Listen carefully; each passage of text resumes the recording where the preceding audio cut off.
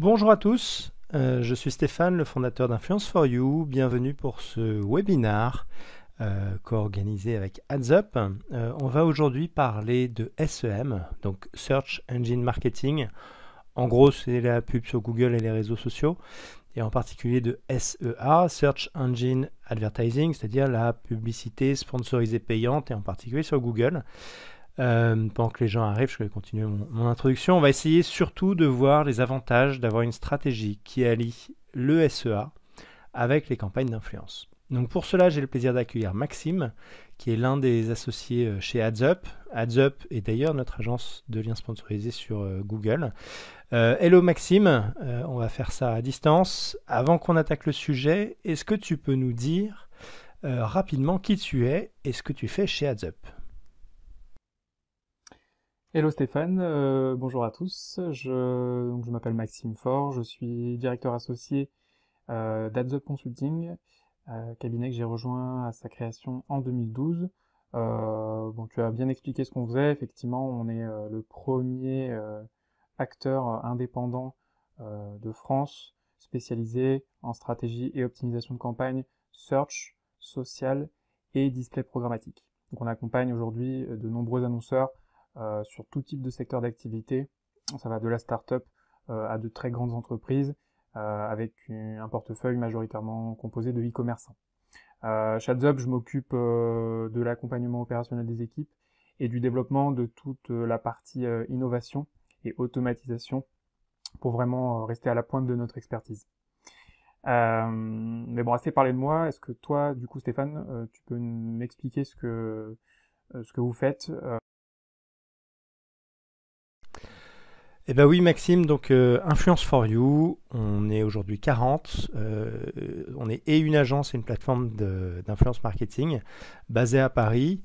On met à disposition notre plateforme à destination des annonceurs qui peuvent créer des campagnes ou de leurs agences, ou alors on opère de A à Z des campagnes avec des top influenceurs, des micro-influenceurs. Voilà, on fait vraiment de l'influence marketing, on fait que ça, et on le fait bien. Maxime, j'ai une question à te poser sur le fond du sujet. Aujourd'hui, une stratégie de marketing digital impose, on va dire quasiment à chaque fois, de faire du SEA. Pourquoi, d'après toi, c'est indispensable aujourd'hui de faire du SEA? Alors écoute, c'est très simple, le SEA en fait est vraiment un levier d'acquisition qui est focus sur la conversion directe et qui est vraiment représentatif d'un besoin et d'une intention de recherche. C'est-à-dire que moi, quand je vais sur Google, par exemple, pour acheter, je sais pas, un t-shirt, que je tape acheter t-shirt, il y a vraiment une intention de ma part d'acheter ce t-shirt et ce serait dommage de ne pas être présent en tant qu'annonceur, en tant que vendeur de t-shirts sur cette requête, pour l'exemple. Donc le SEA est vraiment incontournable et représente aujourd'hui la plus grosse part des investissements publicitaires sur le digital parce que il y a un vivier d'internautes consommateurs sur ce moteur de recherche. D'ailleurs, il y a Google, mais il y a aussi d'autres moteurs de recherche comme Bing. Il y a un vivier d'intentionnistes qui ont des besoins immédiats et donc il faut être présent pour pouvoir y répondre dans l'immédiat. Après, le SEA n'est clairement pas, et le search n'est clairement pas le seul levier qui existe pour se positionner en digital. Il y a de nombreux leviers complémentaires, comme le social ads par exemple, le display, et il y a également l'influence marketing. D'ailleurs, toi, comment est-ce que tu vois la synergie, par exemple, entre SEA, SEM et l'influence marketing? Bon, écoute Maxime, bonne question. Pour moi, oui, c'est pour ça un peu l'objet de ce webinaire. C'est quoi les synergies entre le SEA ou SEM, si on intègre dessus les Facebook Ads par exemple, et l'influence marketing? Pour moi, c'est vraiment très très complémentaire. En fait, si on reprend un peu les leviers du marketing, on a se faire connaître, se faire aimer et se faire acheter. Voilà, c'est un peu une chaîne.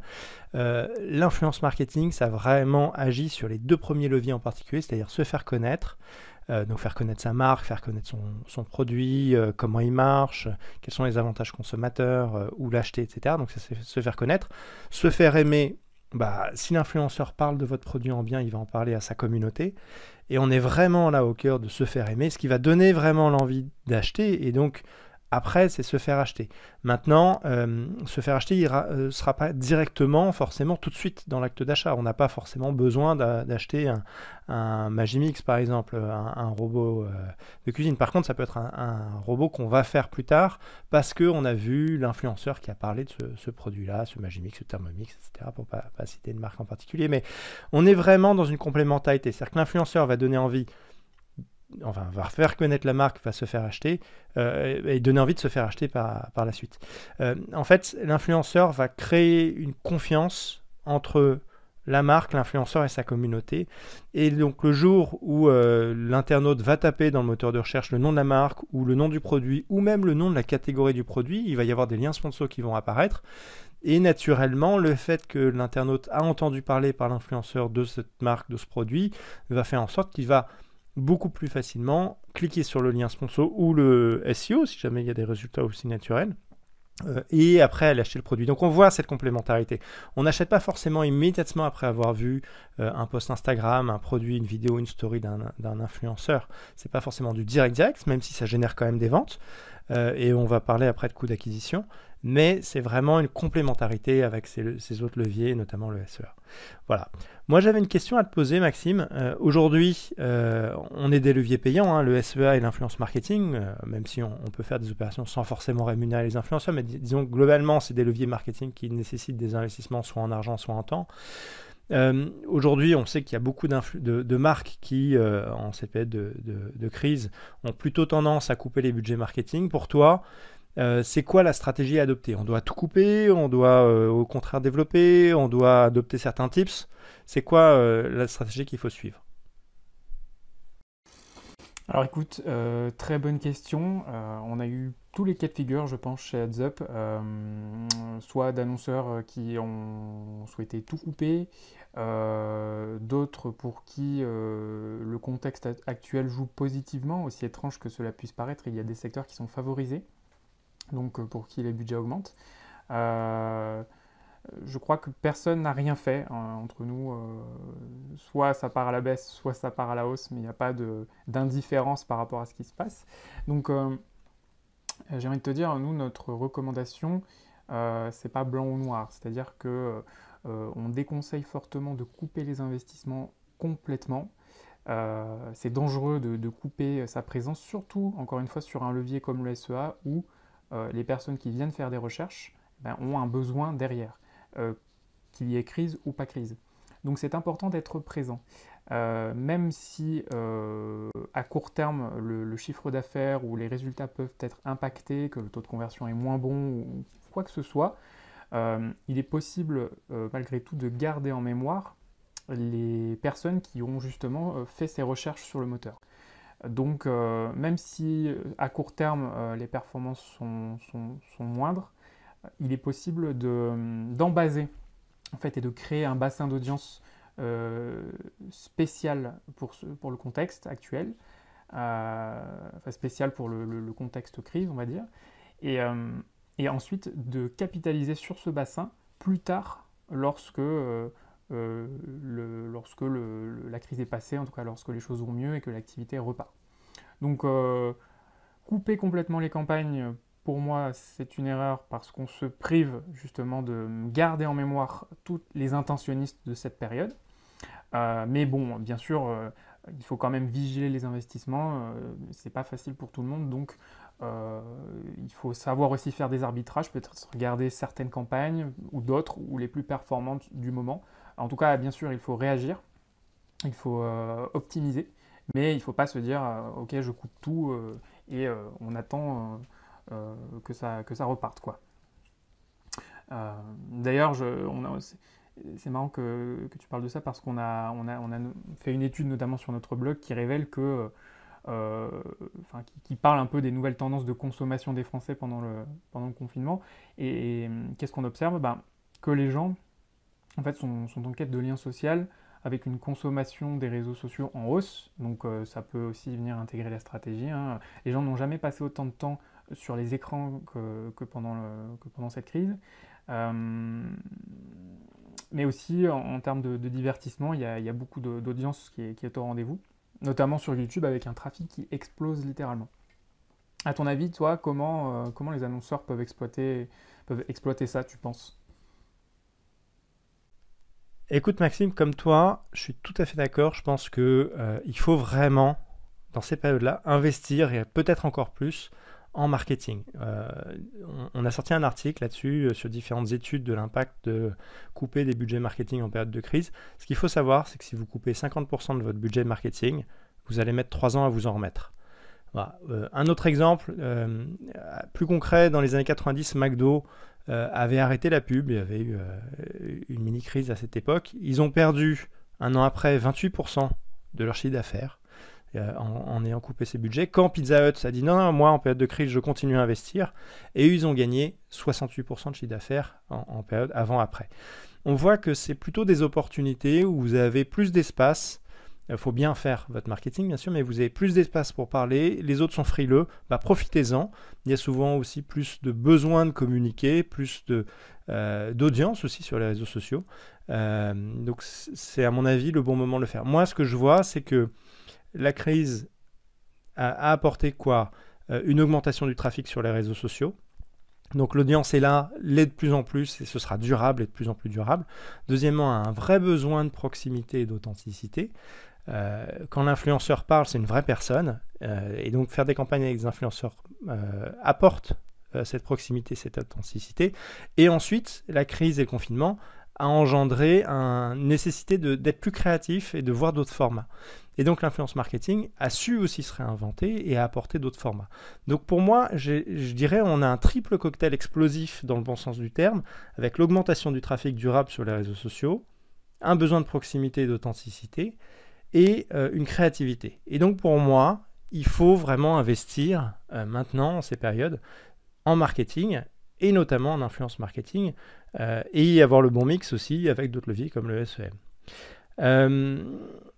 D'ailleurs, si je reviens sur la créativité, c'est pour ça qu'on a sorti un livre, 87 idées pour vos campagnes d'influence marketing. Je vais d'ailleurs le faire apparaître. Je vous invite à vous le procurer, éventuellement nous demander si vous souhaitez l'avoir en PDF, on peut vous le fournir, pour vous aider à trouver des idées de campagne d'influence marketing. Maxime, une question maintenant. L'objectif, on l'a vu ensemble, c'est de rester dans le top of mind et de continuer à communiquer.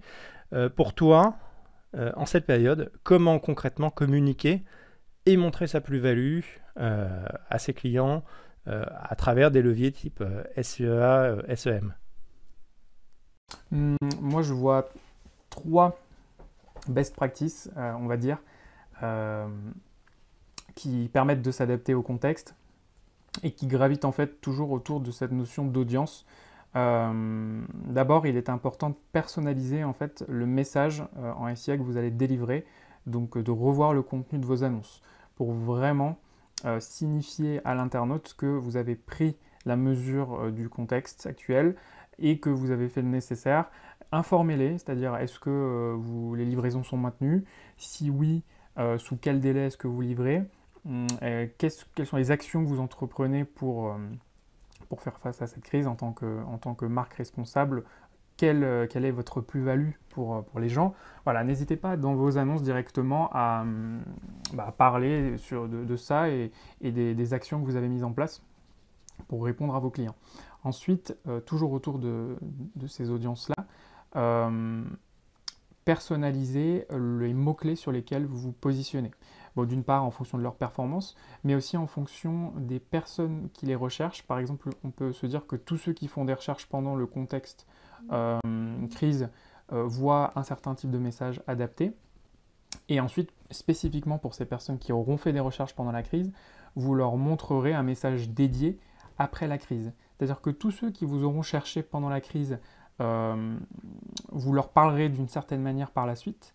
Et ceux qui ne sont jamais venus vous voir pendant cette crise, vous pourrez leur parler d'une autre manière. Ça permet vraiment d'adapter en fait votre message en fonction du contexte et de vos différents bassins d'audience. Donc vous pouvez vous positionner sur des mots-clés qui sont adaptés à chacun de ces bassins. Et troisièmement, c'est la personnalisation des enchères aussi en fonction des audiences. Tous ceux, par exemple, qui ont fait des recherches pendant la crise, vous pouvez placer des enchères plus élevées sur certains mots-clés ou plus faibles. Vous pouvez vous dire que pendant la crise, vous allez vous couper par exemple de certaines requêtes précises qui pourraient sembler un peu touchy. Voilà, hein, je ne peux pas détailler chaque stratégie pour chaque annonceur et chaque secteur d'activité, mais vous pouvez jouer sur ces trois tips-là. Ajustement des mots-clés en fait, sur lesquels vous positionnez sur le moteur, ajustement des enchères pour chacun de ces mots-clés à la baisse ou à la hausse, ou même voir pourquoi pas couper sur certains mots-clés un peu trop sensibles. Et troisièmement, adapter le message dans vos annonces en fonction des audiences qui vous cherchent. Et n'hésitez pas justement en temps de crise à communiquer sur vos actions et après la crise à parler différemment à l'audience qui vous avait cherché durant la crise, par exemple pour dire que ça y est, c'est fini, vous revenez à la normale, etc. Donc personnaliser, personnaliser, personnaliser. Voilà ce qui est de mon point de vue. Après, on peut faire plein d'autres choses, mais je pense que ça donne déjà une ligne directrice de ce qu'on peut faire. Et en cette période, il faut vraiment rester vigilant. Comme je le disais tout à l'heure, voilà, le plus important, c'est d'essayer quand même de rentabiliser au maximum chaque euro investi. Toi, Stéphane, sur la partie influence marketing, comment est-ce que tu mesures le coût d'acquisition concrètement d'une campagne d'influence? Tu as raison Maxime, chaque euro investi, on doit pouvoir mesurer la rentabilité. Le point, c'est que c'est très difficile de comparer des campagnes SEA et influence marketing parce qu'on compare un peu des choux et des carottes. Je vais les faire défiler quelques slides pour vous expliquer ça. Si vous regardez la composition en fait, d'une campagne marketing, vous avez d'un côté la création de contenu, ensuite la création d'une image, on va dire un relais média pour faire connaître votre marque, et enfin un apport de trafic. Et la composante d'une campagne marketing, c'est ces trois choses. Donc quand vous investissez 100, il y en a à peu près 30 qui vont en création de contenu. Vous en avez à peu près, on va dire, 30 qui va sur la notoriété de la marque, et il reste 40 pour l'apport de trafic. Et sur ces 40, il y a des gens qui vont directement cliquer sur le lien traqué qui est fourni par l'influenceur, mais des fois, ce n'est pas possible de le faire, par exemple sur Instagram. Ou alors, il y a des gens qui vont plutôt cliquer sur le lien, taper le nom de la marque. Si vous faites la promotion d'une app mobile, par exemple, on va plus avoir tendance à taper le nom de la marque dans l'App Store plutôt que cliquer sur un lien. Donc sur les 40 qui restent, il y en a peut-être 15 qui sont non traqués et 25 qui sont traqués. Donc retenez, si vous voulez calculer globalement un coût d'acquisition pour une campagne d'influence marketing sur votre budget de 100, vous devez en garder 25 et faire les ratios nombre de visites divisé par ces 25% de votre budget, ou nombre de leads divisé par ces 25% de votre budget, ou nombre de commandes clients ou nouveaux clients divisé par ces 25% de votre budget. Et là, vous avez un coût d'acquisition de l'influence marketing qui est à peu près comparable avec un coût d'acquisition type SIA ou autres canaux d'acquisition. Donc, regardez bien votre coût d'acquisition à l'aune de ce que je viens de vous dire. C'est l'influence marketing, c'est pas que du renvoi de trafic, c'est aussi de la création de contenu et c'est aussi donc la notoriété. Voilà, mais c'est important et c'est clé quand vous êtes notamment un site e-commerçant de calculer votre coût d'acquisition. Après, si vous êtes un site fabricant, vous avez d'autres leviers qui sont importants et que j'expliquerai un petit peu après. Maxime, question maintenant. On a vu qu'on développait l'audience. Toi, quand on développe une audience, une notoriété, un apport de trafic sur le site, comment est-ce qu'on peut transformer cet apport d'audience et de trafic pendant et après la crise pour être sûr de vraiment bien pouvoir rebondir? Alors écoute Stéphane, un exemple de stratégie très concrète qu'on peut déployer après la crise pour capitaliser justement sur la notoriété acquise et sur l'audience acquise, c'est d'utiliser par exemple la fonctionnalité RLSA en search et de se positionner peut-être sur des mots-clés un peu plus génériques, lors de la reprise, hein, j'entends, des mots-clés un peu plus génériques sur lesquels il est en temps normal assez difficile de faire des conversions directes parce que ce sont des mots-clés assez haut de funnel, donc ils n'expriment pas forcément une intention directe de commande, mais plutôt ils sont plutôt là dans une optique de renseignement. On peut envisager de se positionner sur ces mots-clés-là uniquement auprès des personnes qui sont venues pendant la crise mais n'ont pas acheté, ou par exemple uniquement auprès des personnes qui ont cliqué sur un lien traqué issu d'une campagne d'influence marketing et qui n'ont pas commandé. Ça permet en fait de se rappeler à eux sur des mots-clés qui expriment quand même un besoin sur le secteur d'activité, qui sont moins intentionnistes que d'autres, mais qui peuvent être efficaces auprès de ces bassins d'audience-là, parce que ces bassins d'audience-là connaissent déjà la marque, puisqu'ils y ont déjà été exposés, donc ils ont plus de chances de transformer sur ce dit mot-clé générique. Donc plutôt que de brûler, on va dire, tout le budget sur le mot-clé et que tout le monde voit l'annonce sur ce mot-clé générique-là, on peut envisager de limiter la diffusion des annonces uniquement auprès de ceux qui ont été exposés à une campagne d'influence marketing ou qui sont déjà venus sur le site par le passé par un autre biais. Voilà un exemple de stratégie très concrète qui permet de réactiver des audiences qui nous connaissent déjà et à fortiori dans un contexte de reprise. Voilà. Alors, moi, j'ai une autre question pour toi, Stéphane, c'est qu'après la chute du chiffre d'affaires, les boîtes vont vouloir se rattraper. À ton avis, pourquoi, selon toi, l'influence marketing est un bon levier de croissance du chiffre d'affaires, justement? Écoute, oui, tu l'as dit, hein, moi je suis convaincu, et tu l'es aussi, que l'influence marketing, c'est un très très bon levier de croissance du chiffre d'affaires. Ça agit sur se faire connaître, se faire aimer, se faire acheter. On agit vraiment sur ces trois leviers. D'expérience, parce qu'on les mesure. Je vais vous montrer un slide, mais quand on fait une campagne et qu'on décide de faire un post-test, on arrive à mesurer l'impact sur ces trois leviers. On arrive à augmenter entre 30 et 40% sur chacun de ces critères. Donc l'influence marketing a un vrai impact.